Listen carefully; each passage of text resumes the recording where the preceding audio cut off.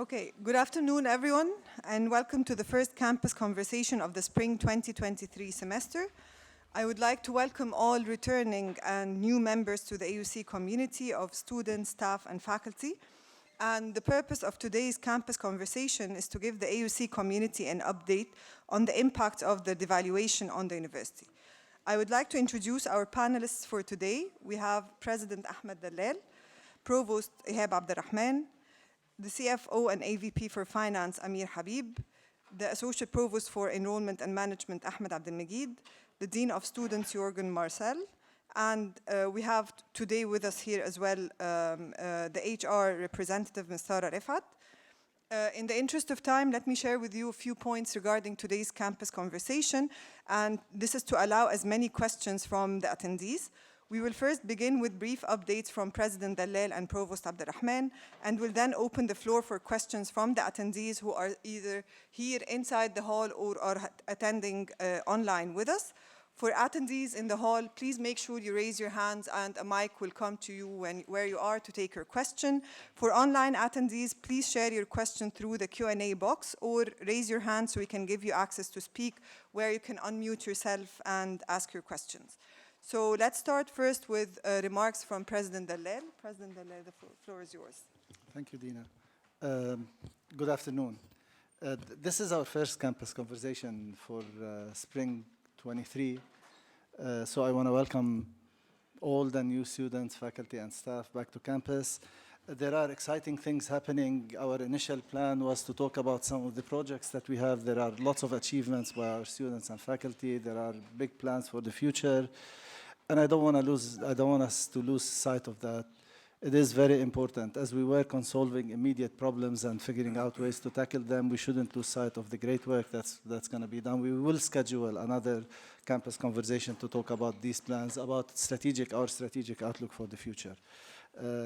But I understand that currently we're all facing a challenge that we need to address.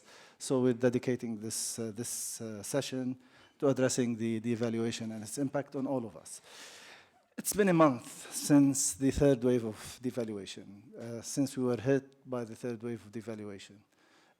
As you may recall, we've had since last spring 22, we've had three different waves of devaluation. We've intervened in the first one, we've intervened in the second one, and we intervened already also in the third devaluation wave. We can describe our thinking around managing and addressing the devaluation. And by the way, we intervened immediately. I mean, the first thing that we've done on every single occasion that there was devaluation is to convene the various groups on campus to figure out how we can manage our resources, reallocate our resources, and figure out how to intervene and mitigate some of the impact of devaluation. And we can describe our interventions so far in all three instances, but certainly in this third wave, as short-term and thinking about the long-term. Short-term solutions are the immediate solutions that we can manage within our existing capacity, within our existing budget, because we're already in a budget cycle. We've budgeted for this year, and of course things are up in the air when we face a devaluation of this sort, so we need to go back to the drawing board, recalculate, reassess, and figure out what we can and how we can intervene. The primary purpose of our short-term immediate intervention is to try to mitigate the impact of devaluation on those within our community who are most affected. At the top of the list, number one priority, and it's the number one, if you remember, we issued two statements. The first statement addressed the students, and we continue to revise that. And the second community is our employees, but there is also an impact on the institution and the operation of the institution. There are three major constituencies that are affected by the devaluation. One, the students, and it's our first priority. Two, the employees of the institution. They vary in terms of the impact of devaluation on them, and our response varies accordingly. And the third entity which is affected is the university itself and its operations and its budget and so on. And we work systematically on these three constituencies in this order. Our first response was to see how we could mobilize resources to blunt to the extent possible and the impact of devaluation on our student body. The timing of this particular devaluation came right before the beginning of the spring semester, so the effect of the devaluation is quite significant. It's before students started paying their tuitions, before parents started paying the tuitions, so the timing was quite critical. So, which is why we also had to move as quickly as we can. My colleagues on the panel can speak to specific details about that. I can speak also, believe me, I can speak to all of the details, but they probably can recall some of these details, and they will address some of these details in the remaining part of the session. But I can summarize our intervention on the student front as follows. We created the student tuition emergency fund. We've had it last semester, but of course, the scale of the fund right now, given the scale of the devaluation and given that all of the student body, no one has already paid their tuition, the scale is much larger. So we created the tuition emergency fund. We automatically, everyone who was already on financial aid was automatically reassessed, re-evaluated. So without having to apply to additional support, we went back to the drawing board. We assessed the abilities of our students who were already on financial aid automatically. The third thing that we did is we opened the door for new applications for financial aid, and finally we provided, after much discussion and deliberation, I'll be happy to talk to you about that later as well. We gave a 10% financial support to all members of the community. So this is the package that we came up with. Initially, we set the deadline for benefiting from the 10% deduction on February 2nd, which is the normal end of the payment, but we extended that deadline till after add and drop because there is a legitimate concern. A legitimate point was made about students not knowing exactly what their bill would be like. So we extended that till February 9th. Also on the immediate short-term interventions, we allocated funds for a one-time payment for employees. The payment we were not able to do the analysis quickly enough, so the payment will appear in the paychecks in February. We used the same principle that we used the last time we introduced. We allocated such funds. The funds, the top 15% of the staff and the university, employees of the university, will not benefit from these funds because in our assessment, and given our limited resources, I wish we had resources to mitigate the full impact of the devaluation. We don't, because the institution is affected just as everyone else is affected. So we allocated the resources for 85%. There is a minimum level and there is a maximum ceiling for the additional one-time intervention. Otherwise people will benefit from this based on, at the lower scale, people will get almost the equivalent of two months' salaries. As we did last time, and it decreases. It's not exactly the same amount that we allocated last time, but it's similar in principle and in terms of of impact, and it'll appear in the paychecks of our employees, our eligible employees in February. Now, while all of us are impacted, students, employees, and institution, and I have to repeat this. Our priority, of course, is to direct the available resources to those who need it most. This has been a guiding principle. There will be enough time, promise me. I don't want this to be a conversation, and I want to listen and try to answer as many of your questions as possible. This has been a guiding principle in making the decisions on allocations, and deliberately not simply allocating the same amounts of money to everyone across the board, which is why, as I told you, the 10%, this one-time intervention financial support was something that we debated, and we eventually, and I'll be happy to, if you want to discuss it, I'll be happy to talk about it. We also recognized that these are short-term solutions. They're not long-term solutions. I mean, first of all, we have something called the budget cycle. We approve the budget at the end of the academic year. It gets approved by the Board of Trustees, and we operate within the limits of this budget. Of course, the budget is thrown in the air to all of us. Our costs, our operating costs have changed dramatically. The money that we collect, although it's denominated in tuition, and regardless of the interventions that we're making, the money that we collect in Egyptian pounds, and it sits in the bank, and it loses value day after day after day. So our operations, all of our contractors are raising the costs of the services that they provide, rightly, legitimately. The country is still, the situation is not stable yet. We don't know exactly when it's going to reach a stability point. So we recognize that everyone will be affected.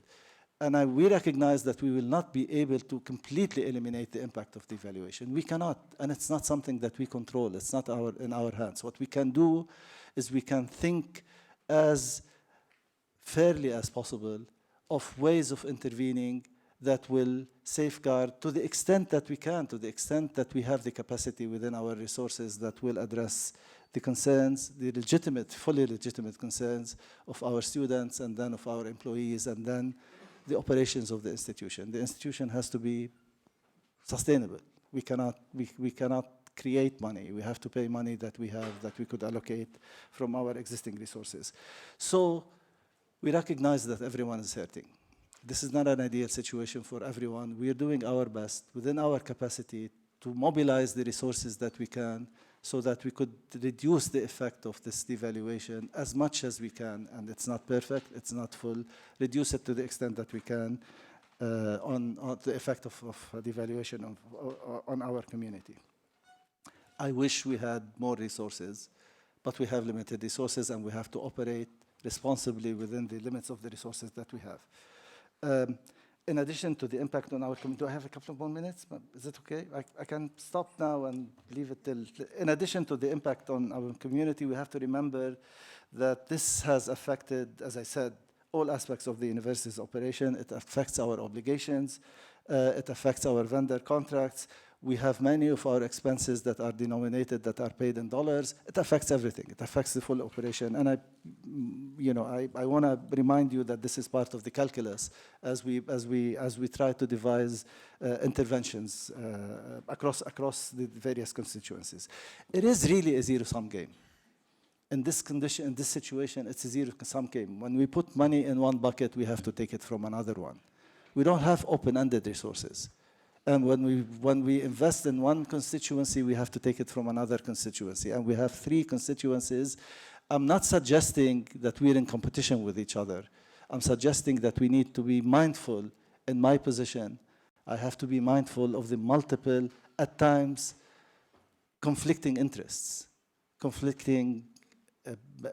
interests within our various constituencies. Beyond whatever immediate, to go back to the long term, and I'll be very honest with you, we're working on the long term. We still don't have the solution for the long term. I mean, the first thing I'm praying for is that the situation stabilizes, that there will be adjustment of salary scales across the country so that our constituencies, our parents and our students we can go back to a stable situation. Right now, we're focusing in the first month on the immediate intervention.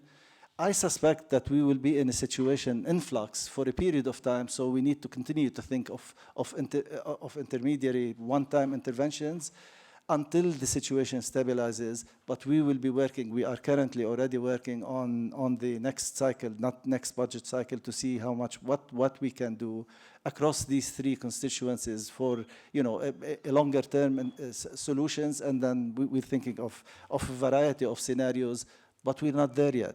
I don't have a scenario which we're sitting on and hiding from you. We're working on it. We're doing everything that we can to analyze our finances, to analyze also from the perspective of our multiple constituencies to see what the long-term solution is going to be. I wish I could announce to you right now what the long-term solution will be, but we're still in flux. We haven't seen the end of this yet, so we're planning accordingly. And my final and perhaps most important message to everyone, to our staff and especially to our students, is we really hear you. I didn't wait for you to start writing on social media and to send me demands and whatever. We jumped on our responsibility to address your concerns from the minute the devaluation was announced. In fact, we created emergency funds when we did the budget last time, but we used that emergency fund already in October, before the second. So now we looked at other ways of mobilizing resources, internal resources. You have every right to express your concerns. And we hear you, we see you. I mean, we are all affected by this situation. And we need to work together on finding a solution for the situation. You may or may not believe me, that's up to you. But what I want to say to you is that this is our priority. We're not putting everything aside. We have other things that we need to work on. We still need to work on delivering exceptional education. We still need to work on delivering research which is impactful and meaningful and so on. We need to work on so many different things. But when this happened, this is what we prioritized from the minute it happened. So I just want to impress on you that we have to work together, I hope, collaboratively to find solutions to these difficult questions, difficult challenges, complex challenges, and in many cases, challenges that are outside of our control. We are responding to a situation which we faced, and we'll do our best to reduce the impact of that situation. And I reiterate what we've announced in writing in so many different communications with our community. No student will have to leave AUC because they cannot pay. Not because they do not want to pay, because they cannot pay.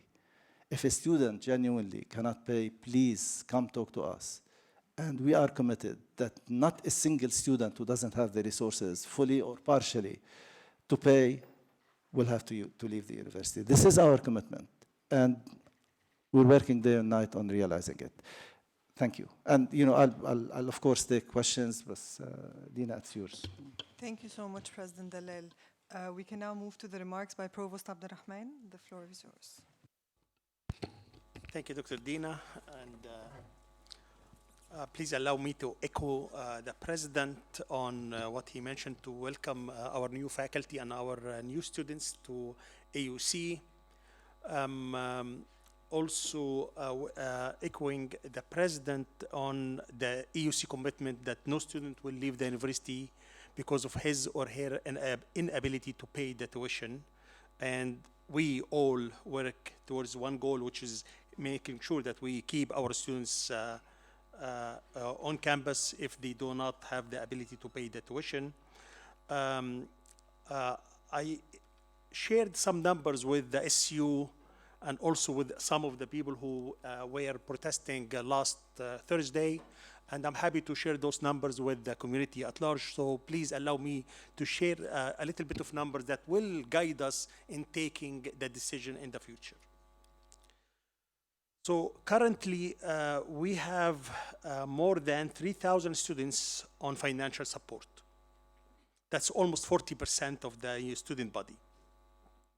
Some of them are not paying any tuition, and some of them are paying up to 15%.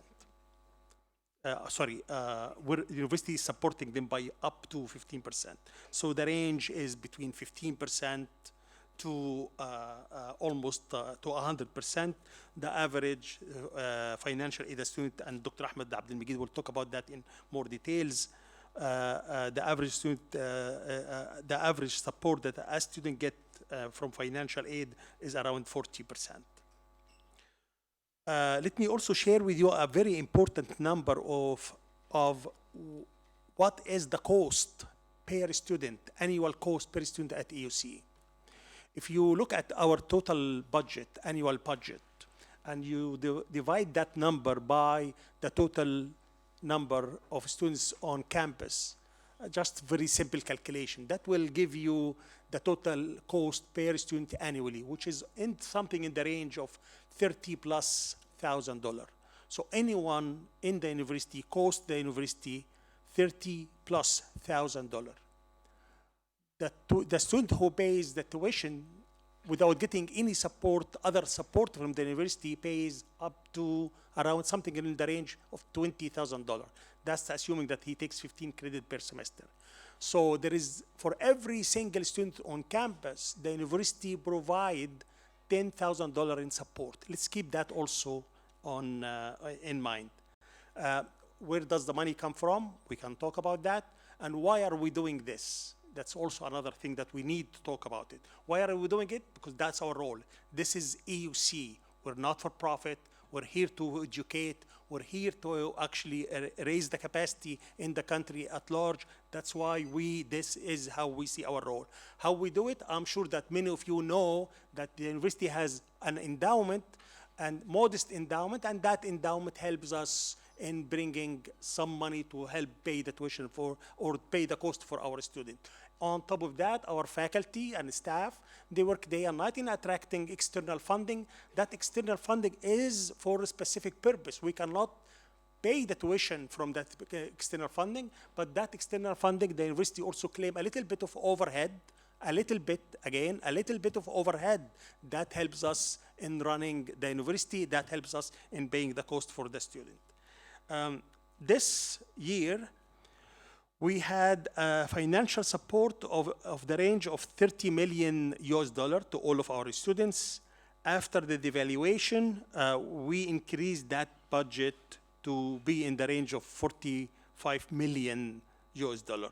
This is after the recent devaluation, after the extra amount of fund that we mobilized that the president just talked about it a minute ago.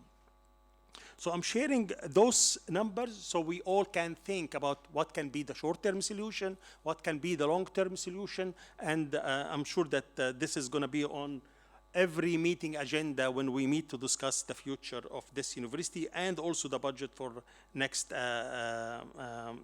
academic year. I have other points to talk about here, but I will leave those because I'm sure that they will come as a question, and I'm happy to answer any question that will come our way. Thank you, Dr. Dina. Thank you, Provost Abdurrahman. So I think we now heard the remarks from the President and the Provost, and we can open the floor for questions from the attendees, whether in person or live. So.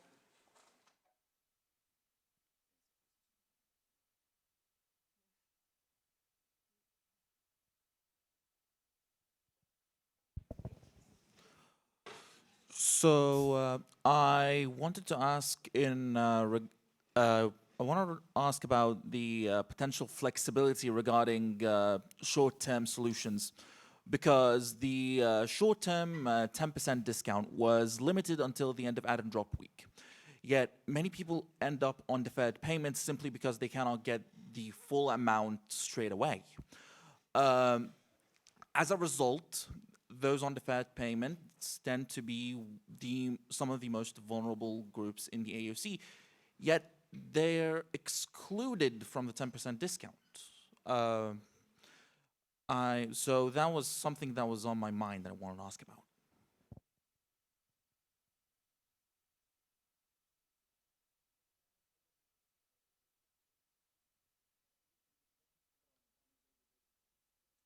That's a very good point, and I discussed that also with the SU and with the students who were protesting, or actually two of the leaders who were protesting last week. I met with them at the end of the day, and what I discussed with them the situation. So in order to also understand how much are we commit to help, to mobilize to help, we need to understand the impact of that. So if we open the window, that's what you're asking really, to open the window for the 10% till the end of the semester, which is the last day of paying the third installment, that will result of uncertainty for us. How much are we committing for that emergency fund? How much we don't know. So we need also to limit our exposure as a university in order to be able to handle the situation that we are currently facing. That's why we have to do this 10% for limited duration of time, so we can understand the impact of that on our finances as well. Dr. Ahmed, would you like to add anything? Yes. So the people or the students that will prefer to be or opt to go on the deferred payment most likely are the ones that are applying for financial aid and would in more need into that support. So if you think about it, these group of students actually most likely got higher percentages in two things, in the regular financial aid and in the one-time emergency fund. So you're comparing the 10%, most likely the people that getting the 10%, they're not getting the full coverage from the first two type of supports. So it balances out in some way. Thank you, Dr. Put it Ahmed. differently, if I may, Dina. sure. To put it differently, you're still eligible to apply for financial aid. The 10% is across the board, regardless of the actual need. And as I said, we had lots of internal discussions before we had made that decision. And I think, I mean, I think it's a good decision, but it's a limited decision. Students who need money are still eligible to apply for financial aid, and they will be considered for financial aid based on their actual need. Based on there are two primary factors, of course, and three factors when we decide on the financial aid budget. There is the level of income, and the level of income hasn't changed. The amount of money you're paying has jumped almost twice, but the level of income hasn't changed. We recognize that, and we're doing a reassessment. It also depends on the budget of the university, on the money that's available to us. As I said, money doesn't grow on trees. We have to find it somewhere. So these are the three, and we're reevaluating, we're reassessing the need. There are some students who, in an ideal world, shouldn't have to pay more, but they can pay more. We need to allocate our funds. We need to prioritize those who cannot pay, which is why the 10% is a one-time limited option. We extended it till after the add and drop. But then we're now considering students who have the need, and we will consider them accordingly. And we'll allocate the funds, the limited funds that we have. We'll allocate them based on the needs, on the actual needs, on the assessment of the need. And if there is a disagreement, I know this came up in various conversations. If there is disagreement on the final outcome, come back and challenge Ahmed and bring back your documentation. You're welcome, Ahmed. Sorry, but challenge all of us. Come back and say, no, this is not right. This is not fair. We'll share with you Ahmed and the team will share with you the rationale and the discussion, and we're open to reconsidering. But it has to be based on need. It's not open-ended. Thank you. I think to make sure all voices are being heard, so we'll take a question from the online attendees, and then we'll come back to the room and take another question from the room. So I think let's take a question from the other room. Yes.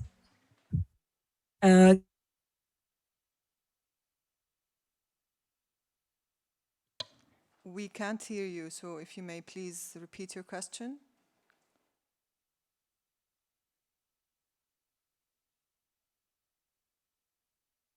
Okay.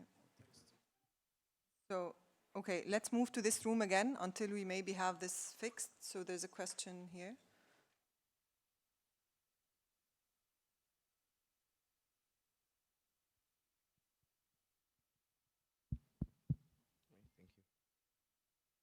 I just have two issues that I would like to talk about. Tawan, first of all, with all due respect to you and to the very honorable committee presiding over this issue, but how do you expect us to believe that such an entity such as this would remain non-profit after the devaluation and the tuition fees has doubled, and yet it will not be reflected as on the paychecks, tabi'i, and on the operation costs that you have been expressing that it has been dramatically increased?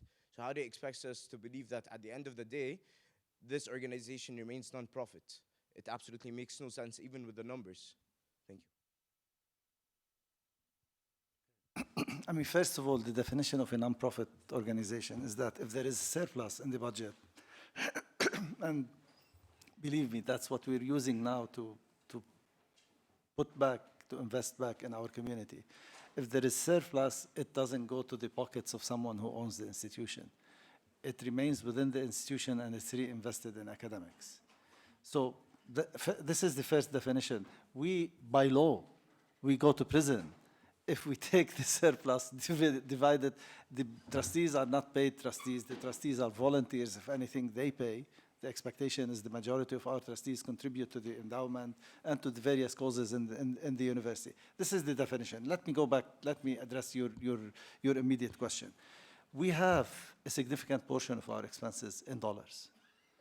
In fact, the the portion of our expenses, and Amir, correct me if I'm mistaken, a portion of our expenses of the overall budget, which is in dollars, is higher than the portion of the income revenue, which is in dollars, number one. Number two, the revenue, which is the primary revenue that we have in dollars, we have some return on the endowment. It's a small portion.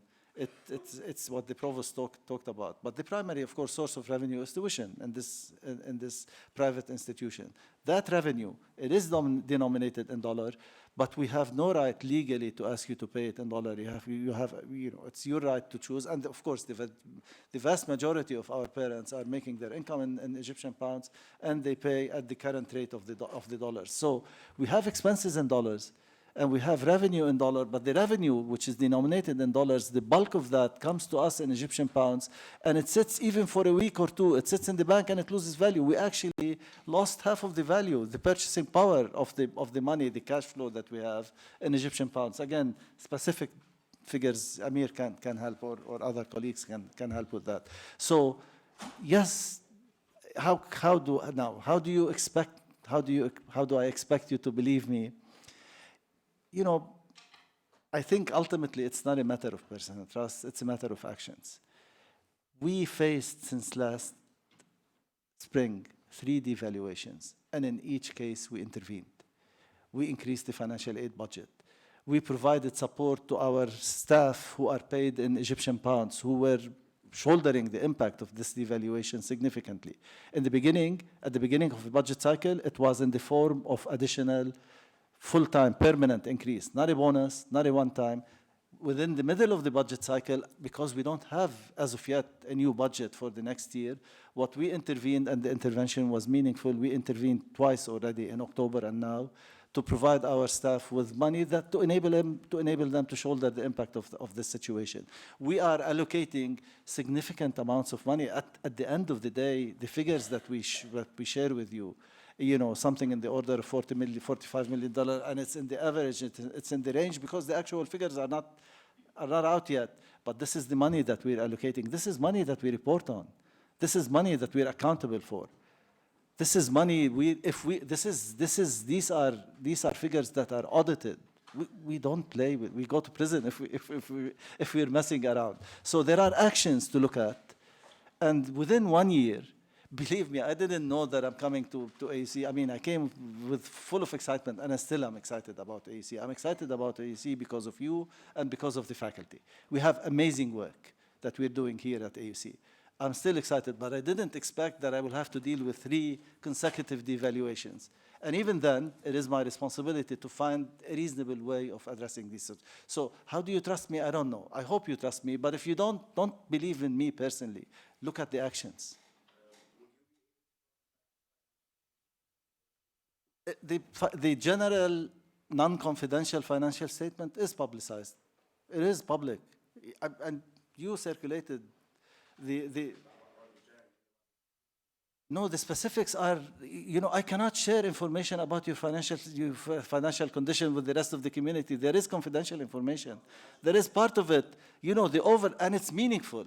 The information that we're sharing publicly, the figures that we shared now, are not superficial figures. They're meaningful figures. They're real figures. They're real commitments that the institution is making. They are real. And again, on the issue of trust, I hear you. You don't know me. You don't know if I'm to be trusted or not. But look at the track record. Within 1 year, we're facing a situation which is external to us. We're not the cause of this situation.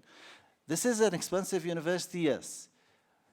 And when we identified strategic priorities for the institution, at the top of our strategic priorities is to mobilize more support for students, so that students who are exceptionally qualified and don't have the financial resources can join this university. And we're working systematically. It is a strategic priority. It's our #1 strategic priority. This is what I wanted to talk about. Hopefully we'll be able to talk with you about this in the next meeting. I hope we'll be over this crisis, at least for now, and we can talk about other things. This is at the top of our priorities. We're working on that. We identify that as you're completely, your complete, your concerns are completely legitimate, and it is something that we're working on. But we have to mobilize operationally to be able to deliver on this promise. It's not something that will happen just because we'd like it to happen. And ultimately, how do you trust me? I told you, maybe you don't trust me. Judge the actions, and we're still in flux. We're not done. It's not over. We still have some time ahead of us. We need to manage this situation and figure out how to deal with it. And it's not a given for us. This was a shock for us, just as it is for you. We've been hit by 3 waves of devaluation, and we had to manage. And we took action. Will it remove the impact of devaluation? Of course not. No one can. It's beyond our power to eliminate. Our hope, our collective hope, is that the economy will stabilize because of the trust in the economy of the country, that hopefully this whole, the flotation of the, and there are people who know how to talk. Dina, you can talk about this. The hope is that the situation will stabilize, and this will generate a much more conducive financial situation, and everyone will adjust accordingly, and then we will adjust. But until we get there, we need to figure out what to do.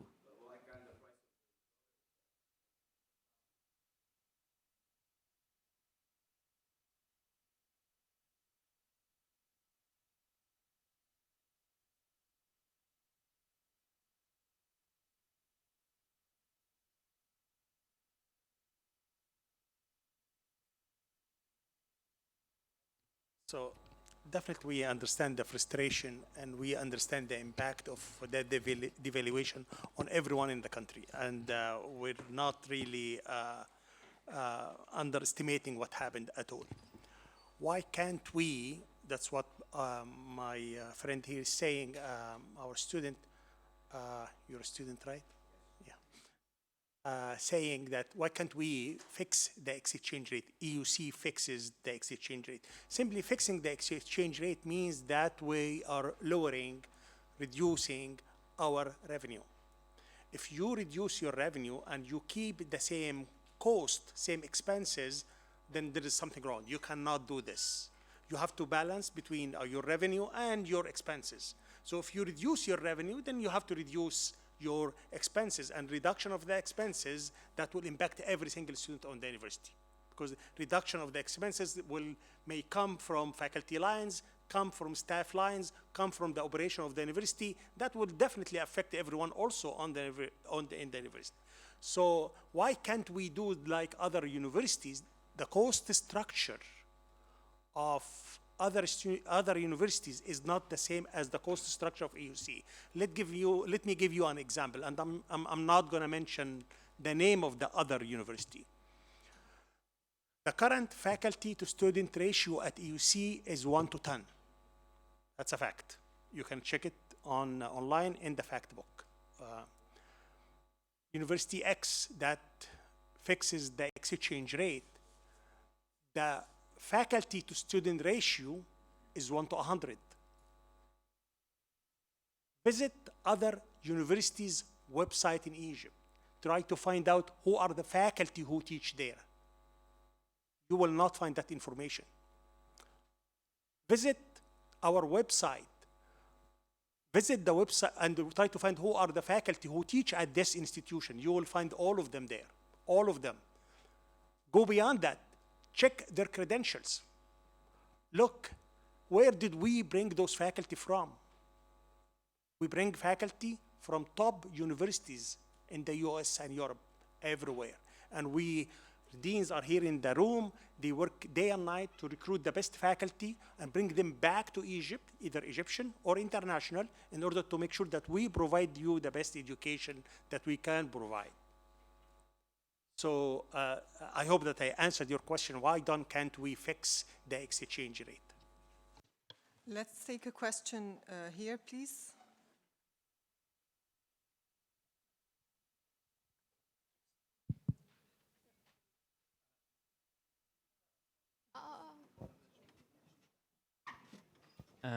Hello, my name is Abdurrahman Hani. I'm a student at UC. I'd like to first thank you for hosting this exciting panel, President and Provost and all the panelists. I have a a kind of concern, or it's a question. So as we all are aware, it's there's an endowment fund that AUC, in simple words, because I'm a business student, invests money, and a portion of that money is used to fight against inflation and to fight against the devaluations, the very insignificant, the significant devaluations. So I've checked the fact book, and the portion we get from the money is the steady, like it's a fixed rate we get per year. We get the same amount from the endowment fund. So why as a solution, why can't we increase the money we get from the endowment fund with respect to the portion? So for example, if we get a number between 25 million, I'm sure that there's like 10x or 15x of this amount being invested in the US stocks and dollars. So why, as a precaution or as a way to fight inflation, why we not increase this amount? And why does the student have to pay like 100% of this, have to face 100% of the inflation cost? Thank you. Okay, so the endowment is not, I mean, the endowment is not spendable money.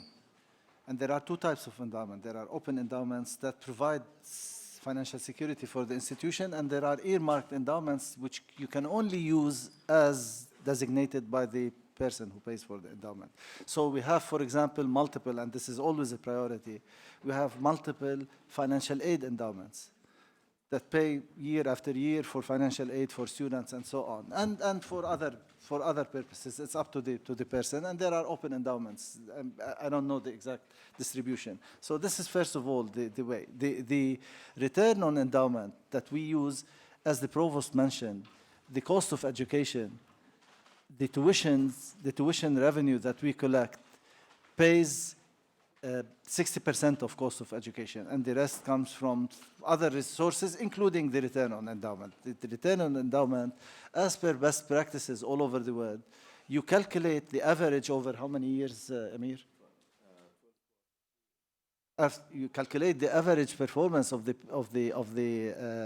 over the last 3 years. So if this year is bad and this year is very bad in terms of the way the endowment is operating, you calculate the average over a period of 3 years, and then you take a certain percentage over that average, not just the last year where the performance might be bad. So there are ups and downs, and you only charge a certain percentage. This is best practice across the world, and the endowment itself is not money that should be used. It's not that, sometimes it goes down this year, our total value, the total value of the endowment, because of the performance of the markets internationally, where we're investing, and we're doing better than the average, by the way, but everyone is doing very badly in terms of return on investment.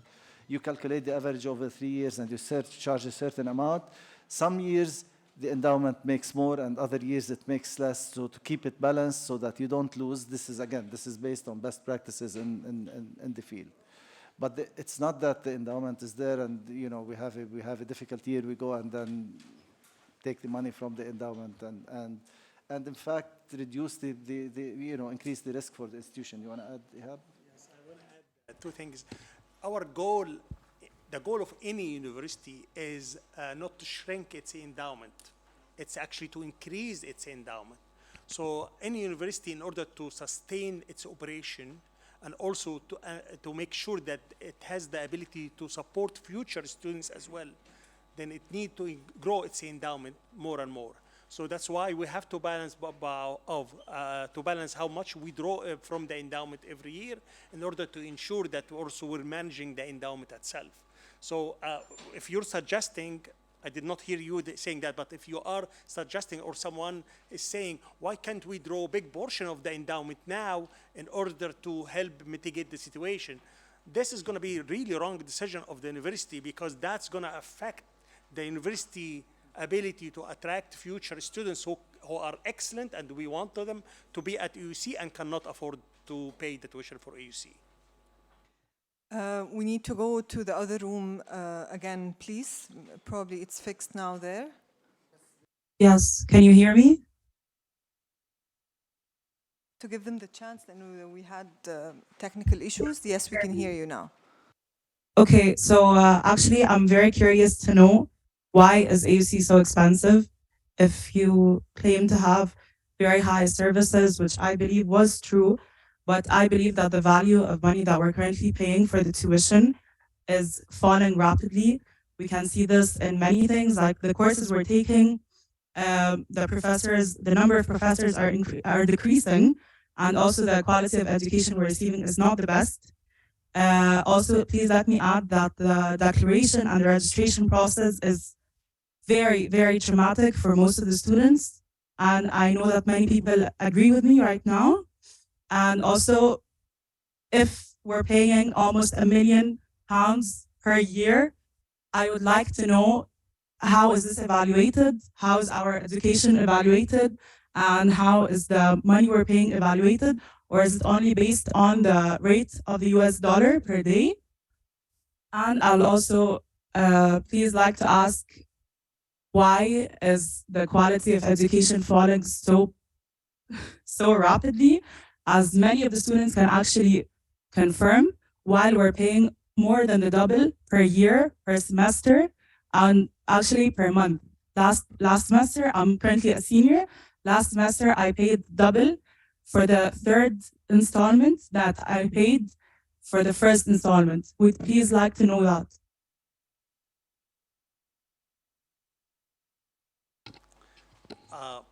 Okay, those are too many questions in one, so let us try to take them one by one. So why is AUC too expensive? AUC tuition is we do that based on the quality of the service and education that we want to provide to our students. So as I mentioned in my remarks at the beginning, the cost per student is 30 plus thousand US dollar. This is how much every student costs in the university. The student who pays the full tuition pays 20,000 US dollar. So the quality of education.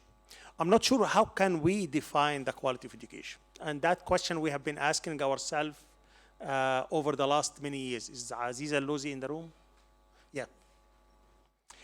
And so in 2017, Aziza, 2018, we established a task force to look at how can we define the quality of education, what is the definition of the quality of education, and how can we measure that from year to another. And there is a report online, please go and visit that, about the quality of education at EUC.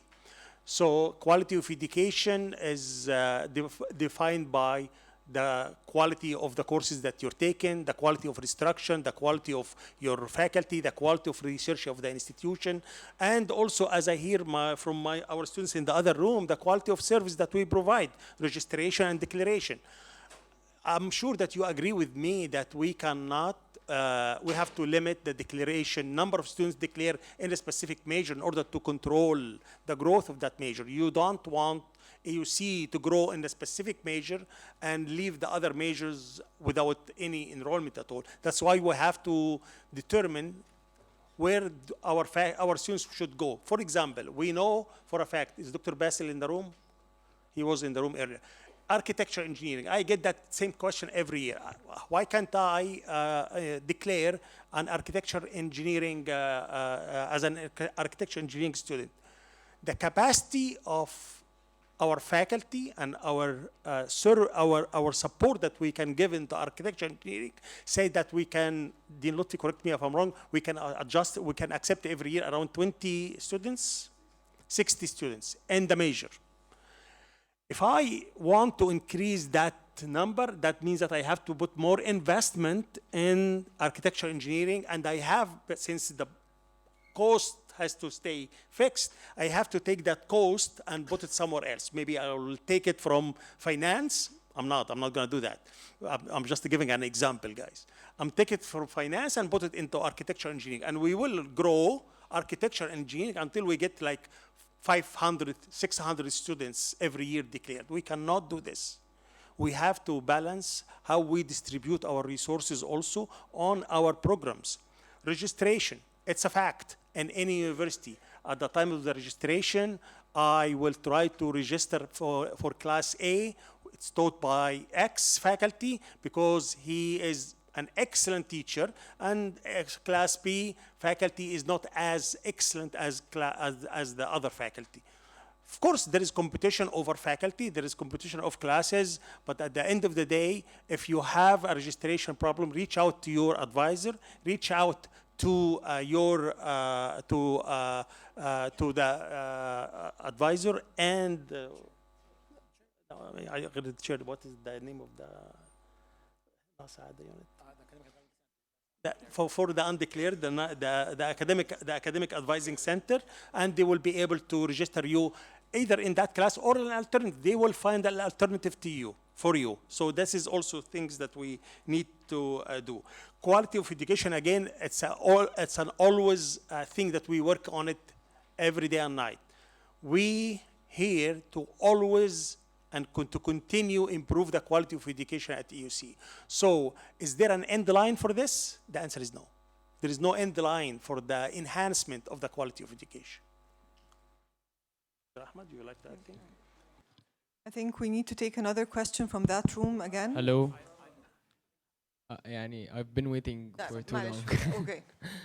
طيب, first of all, I would like to say يعني thank you for this campus conversation, but there was people outside who couldn't enter. I don't know what is the reason.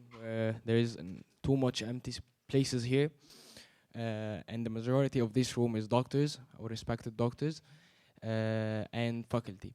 I don't know why, but there is a lot of empty places they should have entered. It's not a conspiracy, yes, of course, but it should have been for us, I think, and it was the students' problems, so all students should have been allowed till we fill the full capacity. Secondly, I want to ask about the expenses. You've been saying that we cost the university about $30,000 per year. I'm interested to know where is these $30,000, or other than the written in the website, and actually why didn't we think to reduce these expenses where some of them could be irrelevant and not that important at this stage of the country. Thirdly speaking, you've said that $10,000 are for supporting the students. From where did this support came? Yani, what actually you support us in? And the last thing I'm saying that you're doing tremendous effort so excellent students can join AUC for free. So as an AUC student that I can pay for the tuition fees, you're asking me to not have the support I should have just for the other excellent students to enter the AUC. Okay, I'm not being greedy or anything. I'm just asking why. If we can't afford this for AUC students, why are you providing scholarships for other people who can't pay? And I would like also to add that you have been saying the number, what are the USAID aid you've been received? You've said $50 million this year. No, I did not say that now, but yes, recently the university received $86 million as a USAID grant. This grant is one to raise the capacity of the national universities. This the USAID give AUC, trusted AUC on that money to go out for the national universities and help them raise the capacity there. That's one. Two, for scholarships, students. This is money for students on a scholarship. Some of them will come to AUC, and some of them will go to other national university and private universities in Egypt, and that fund will pay the money, will pay the tuition for those students either at AUC or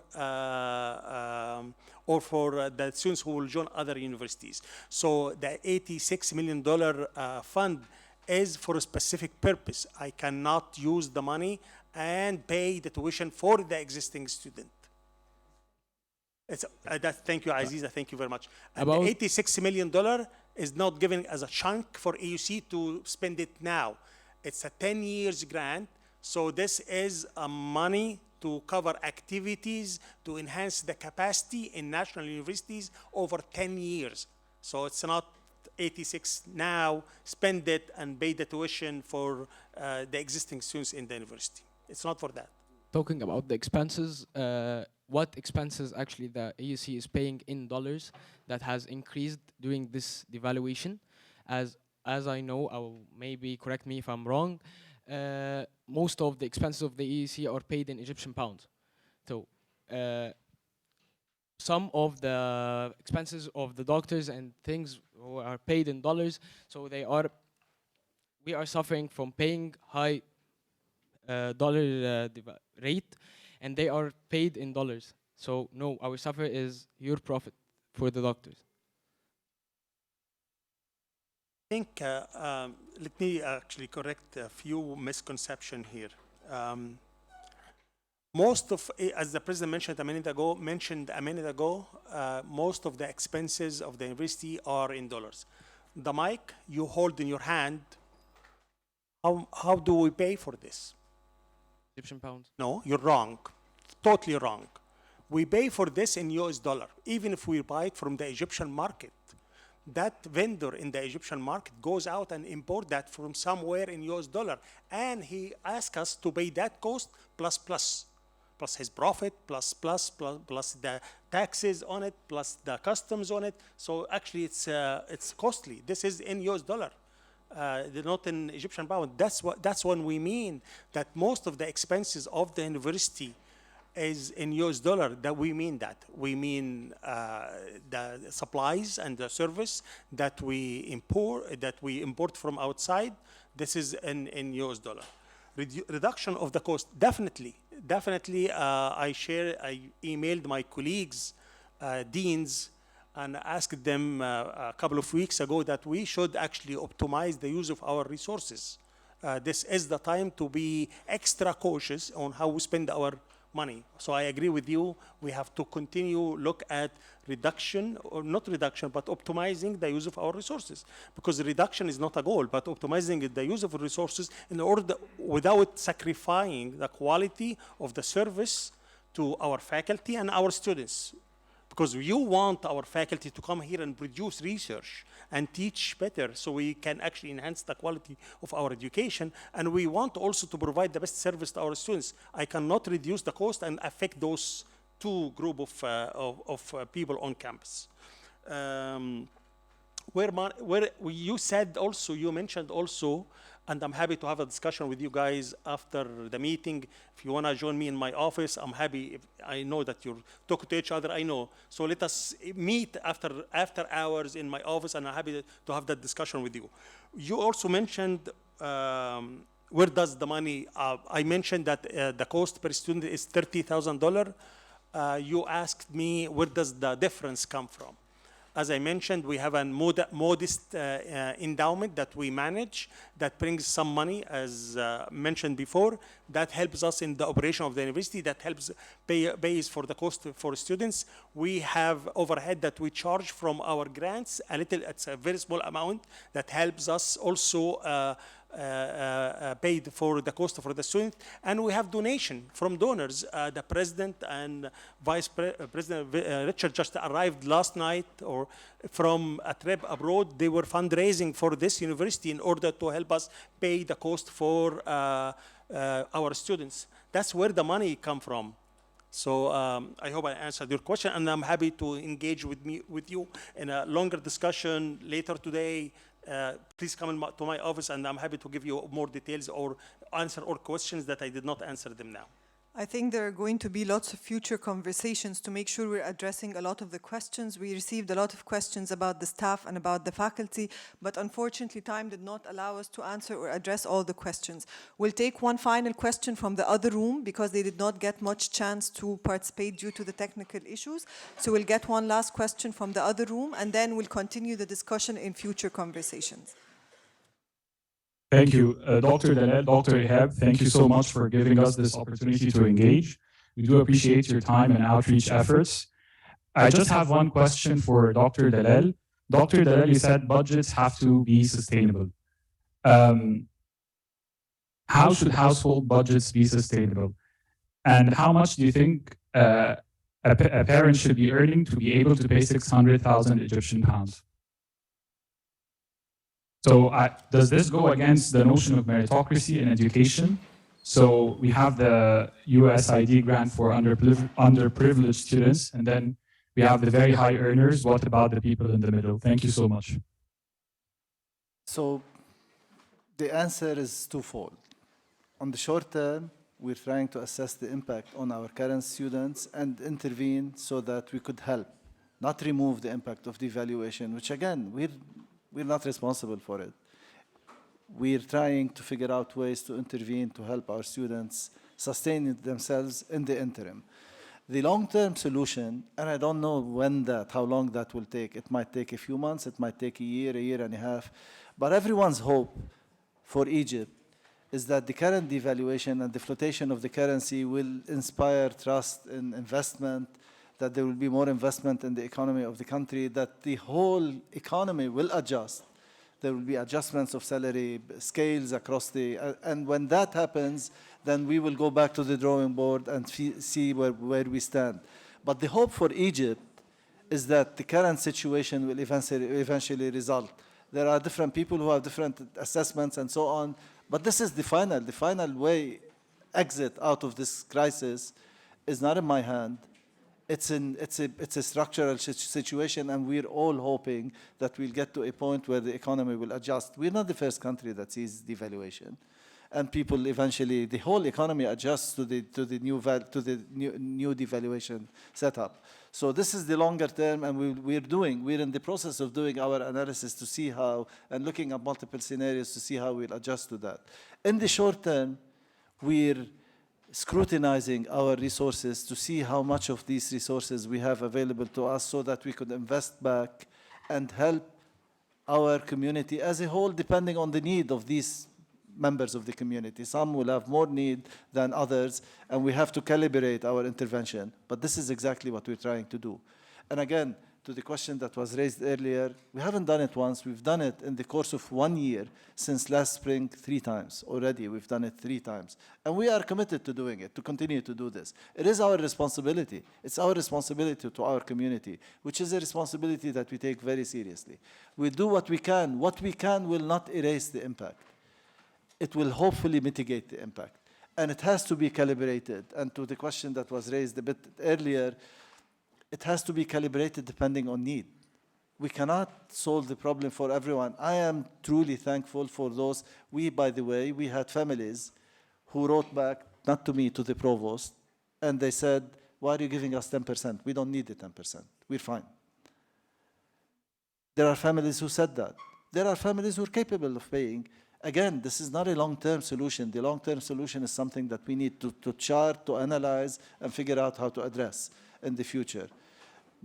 And you're right. I mean, the reason to the question that was, to the last question that was raised, the reason we finally agreed to give a 10% discount is not because, plus at the same time, increase the financial aid budget, the need-based budget. The reason we decided to do that is exactly because of what you're saying. There are families, and it's not a complete solution, it's just 10%.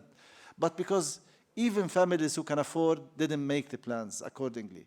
They didn't expect this. So we made this, an intervention. It's not a perfect intervention, and unfortunately we don't have the resources to make perfect interventions.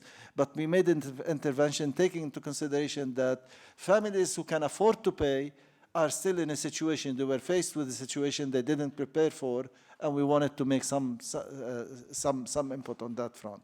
But again, I repeat what I said earlier. We're really talking about whatever we locate and whatever we allocate to one constituency, we have to take it from another constituency. And at the end of the day, we have to balance all of these needs. We have three consecutive constituencies. We have our students, we have our employees, and specifically those who are most affected, and we have the sustainable operations of this institution. And we're trying to balance all of these. And there is no one who's not taking a hit. There is no single constituency within this institution which is not affected. Everyone is affected. We are all hurting as an institution and individually.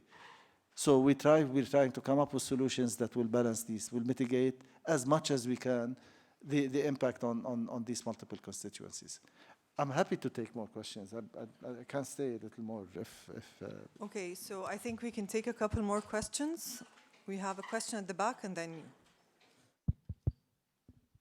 Okay, so hi. I had a question regarding the teachers, the ratio that the provost said that it's 1 to 10. I believe that ratio is quite outdated because this semester when I tried to register for a course, a finance course, which most of the major needs to take to even declare, I went to the department and they told me that there's no teachers anymore, so there's not enough sections, so I can't register for the course. I believe this ratio is quite outdated. I have another question. I was told by a fellow student who's going to enroll in the AUC in the next semester that they were told that there's not going to be any financial aid provided for upcoming students to enroll. So I want to know if students are going to graduate and the students that are going to enroll the next semester are not going to receive any financial aid, then the money for this financial aid, where's it going to go? Should we expect that like the financial aid portion for the current students is going to increase, or where are you going to allocate this money? Thank you. Okay. So on the ratio, if I may, there is no university in the whole world where you can always register for any course you want. There are limitations.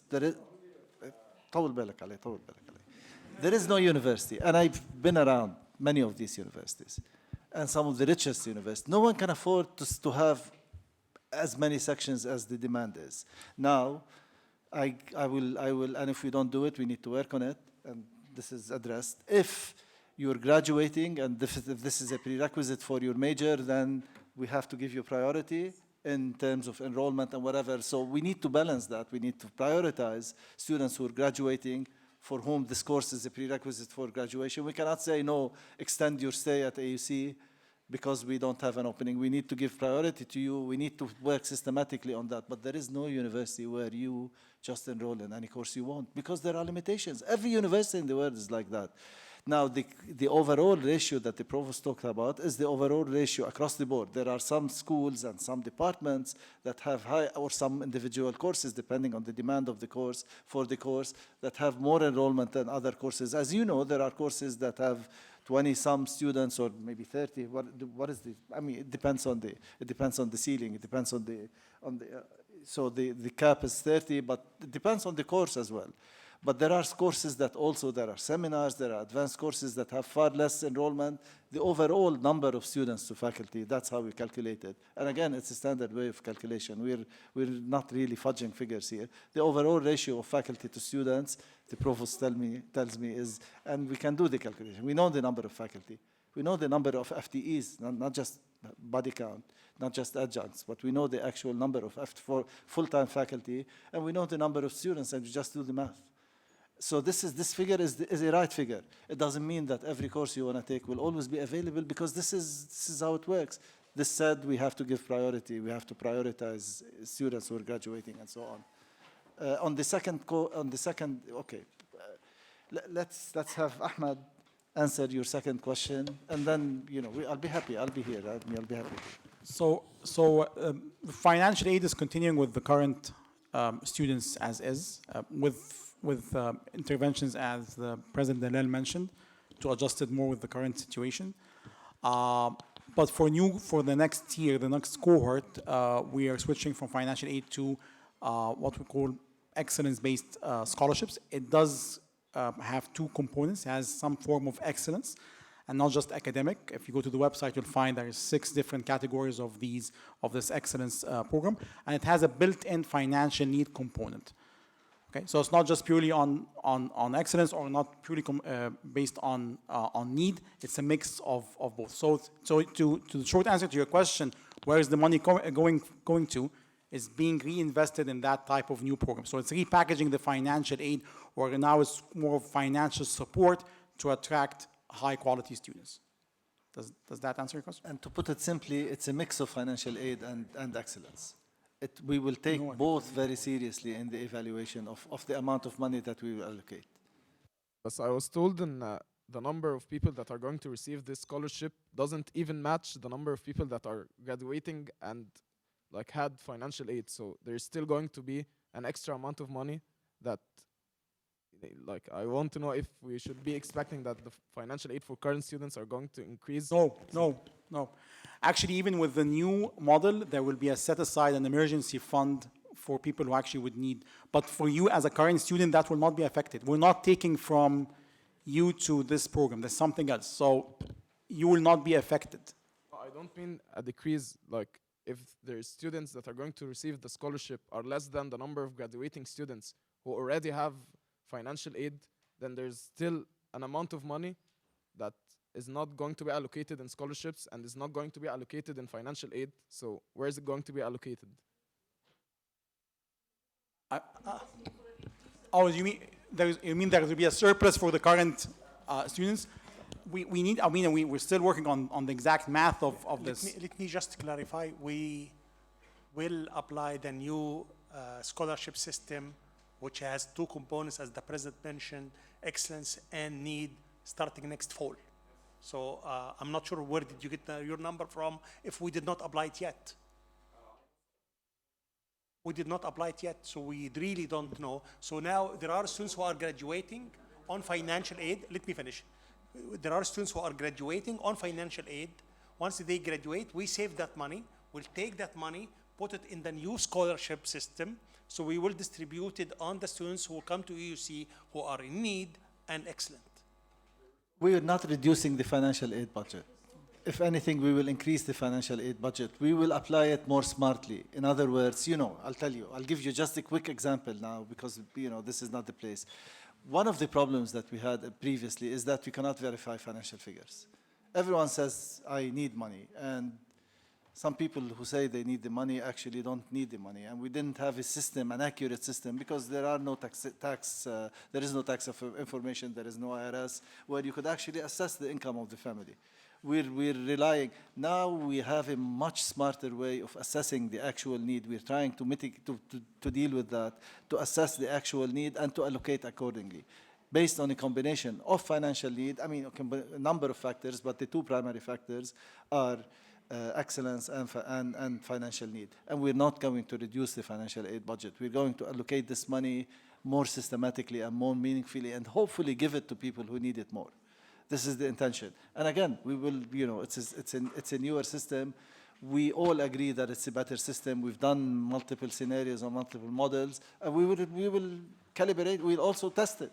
We'll apply it and we'll test it and make sure that we're doing the right thing.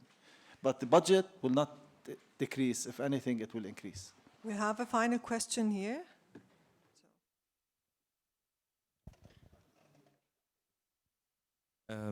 I appreciate that everyone is being affected by this financial crisis the whole country is facing. However, I believe that every institution or company or even a household has a crisis plan if the whole country just goes bankrupt tomorrow.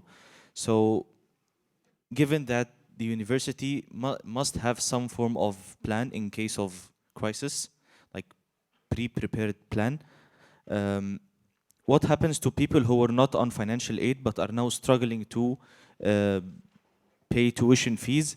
It's having to start over when they go to another university is probably the worst thing someone can suffer at this phase in their life, given that they have to waste like 2 to 3 years uh, of studying and probably a million Egyptian pounds, and they have to start over at some new place. Um, so my question is, how far is financial aid expected to be increased, given that some students are reporting only $10 to $20 in financial aid when they are paying up to $20,000 per year, and they're given only like $10 to $20. $10 to $20 is yeah. Also, also, when do we expect to see the final official plan to make sure everyone stays at this university without having to leave? Because as I said, it's like total disaster if someone has to go to another place and start over. So when do we expect to see the final official plan that will ensure that everyone stays at this university? Because we need to see this plan before it's too late, and people are already thinking of leaving, or some people have already left. Yeah, please. I would love to answer the question about the $10 on the 10,000, because that is absolutely not correct.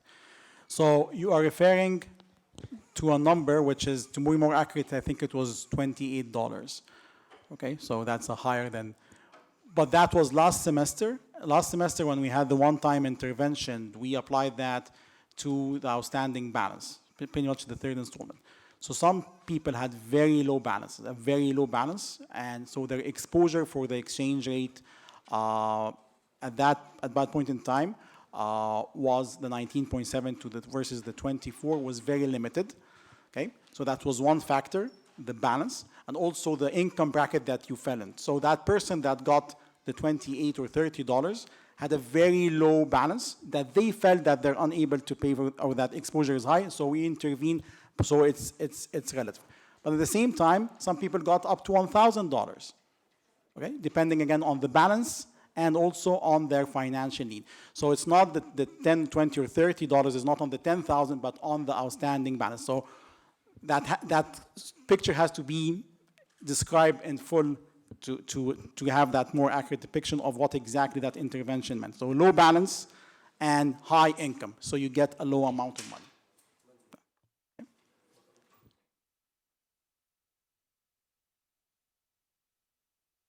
Other question regarding what is the financial plan to make sure that no one will leave the university. We have announced that over and over and over. It's, if you cannot pay the tuition, please go to the financial support office, go to Dr. Ahmed Abdel Megid, provide the documentation, and no one will leave the university because of his or her inability to pay the tuition. That's the plan. And we have to figure out how much will that cost, and how we're gonna raise fund for that. That's our job. So again, if you did not receive financial aid before, and now with the current devaluation, you will need financial aid, apply for it. We will look at the documentation, and if you need financial support, we will provide that financial support to you. That's the plan. And to be more specific, I will take your question, I promise you. To be more specific, we are currently in the budget cycle. We will, by the end of the spring semester is when we finalize our budget and submit it to the board for the board's approval and so on. We're working on it. But we're guided, so I can't give you final figures right now up front. We're working on it, and we're working specifically under the parameters that I laid out before you. Our priority is to support our students, make sure no student leaves the university. At least we will provide that option, leaves the university because they can't afford to pay. Our second priority is to support our employees who are paid in Egyptian pounds, who are at the lower brackets of the receiving end, who need the support. And our priority is also to remain afloat as an institution, to balance our budget. We will work under these three parameters. Again, my hope, so far, I may be completely wrong, but I hope I'm not. I hope for the sake of all of us that I'm not. there is a short term, and the short term could be a few months, could be a year, could be a year and a half. There is a short term that we have to manage, and then hopefully we reach a situation of stability, and then it's a different calculus. Then we will reassess based on the salary structures in the country and so on and so forth. So we are prioritizing, but at the same time we're thinking of longer term solutions, and this is what we're currently doing. We were derailed a little bit. I mean, we were supposed to start earlier the budget work, our work on next year's cycle, but we had to focus our attention to this particular challenge, and we're gonna we're resuming that work as we speak. It's okay. You can have your question. So I have a question. So beside being a university student, I'm also a resident in the dorms. So I want to talk more about the fees, the dorms fees. We are paying the dorms fees in the dollar, but that wasn't actually the case before the COVID. We were paying it in the Egyptian pound. So if there is an intention to do so and return to pay it in the Egyptian pound, so why don't we make this intervention as quickly as possible? So can we pay the dorms fees and the Egyptian pound? Because like if we are talking about the numbers, it's doubled. Yes, we have been discussing that internally, that request, and we're looking into it, and we'll come back to the community very soon on it. So we're looking into that option, yes.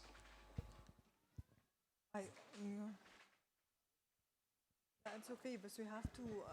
Regarding the financial aid applications, during the process that we were talking about an emergency fund or reassessment, actually a lot of students provided proof that their financial aid needed reassessment.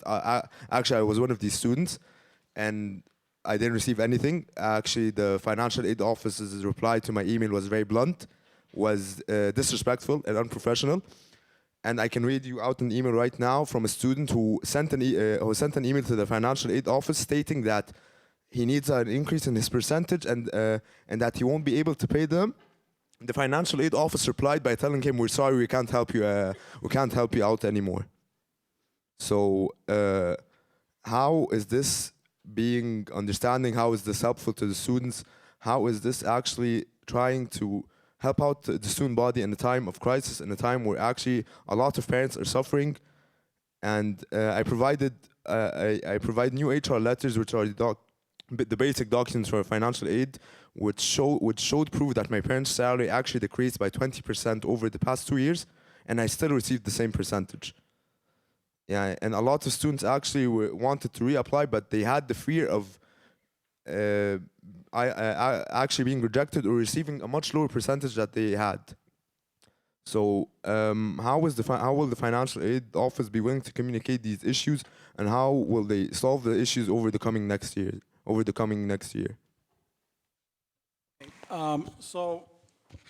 So basically, in terms of the financial aid and documentation, so one recommendation first, that to make the process more effective, is that you comply with the deadlines. That's number one. To submit all complete documents on time.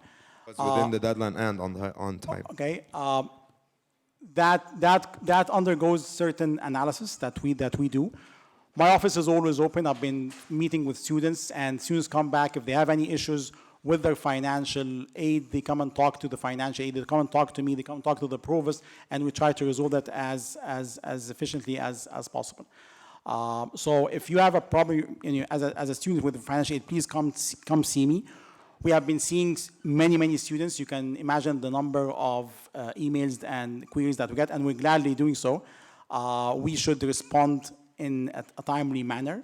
We do that as much as possible with the team. But we're balancing between two things: the speed in responding, but also in do a due diligence in the documentation that is submitted. This is a serious decision of how much money this is real money, and we need to do our own analysis, or the financial aid team has to do their full analysis on this documentation. Sometimes that decision is not satisfactory to the students, and I understand that, and they talk to us, and we try to address that as much as possible. And on the other hand, some people or many people are also satisfied with the outcome of that. Again, I'm not trying to be defensive or anything. So if any student has a problem with their financial aid, please come talk to us, to me personally, and to the team, and we'll try to resolve this as much as possible. Lanny, excuse me, but like it's a simple calculation. When the sum of the salary that I provided from my parents' HR letter represents 70%, when AUC tuition represents 70% of their income, and I only receive 10%, then yani, how is this meaningful? How is this understanding? And I'm 100% sure I'm not the only one who received this sufficient amount in financial aid, while actually I'm a person who was expecting a much higher percentage. And when I provided new documentation and when I reapplied for the financial aid application, I was expecting at least a 5% increase. So definitely we cannot manage the expectation of everyone. This is his or her own expectation. But for your particular case, please send me the documentation and I will look into it and I will meet you to discuss the details of it. That's one. Two, it's not a simple process. I disagree with anyone who says it's a simple process. I provided you with the HR letter and you have to give me that. It's analysis. There is a due diligence that the team in the financial support office do. It's a very hectic process. It's not straightforward. This is what the president alluded to at the beginning of that campus conversation. Assessing the needs in Egypt is not an easy task. In the US, it's easy. You submit your tax forms. From that tax forms, you can get all the financial information about that particular family. In Egypt, that's not an easy task. The financial support office, they have to do lots of due diligence in order to reach the bottom of the financial need of the students. So for that particular case, please send me the details. I will look into it and I will meet you personally to discuss. And that goes for everyone in the university. I have been meeting students who are not satisfied with their financial support. I ask for the documentation. I discuss it with the team in the financial support office, and I meet them to explain the situation. So please send me the documentation or at least your ID number and I will look into it. And you know my email. Okay, so as we said, this was the last question for today's campus conversation. This is not the end of the conversations, but we'll have a lot of other future conversations. I'd like to thank everyone who managed to stay till the very end. I'd like to thank President Dalal and Provost Abdurrahman and all the panelists for today's conversation. Thank you very much. And please, if you have questions, talk to us.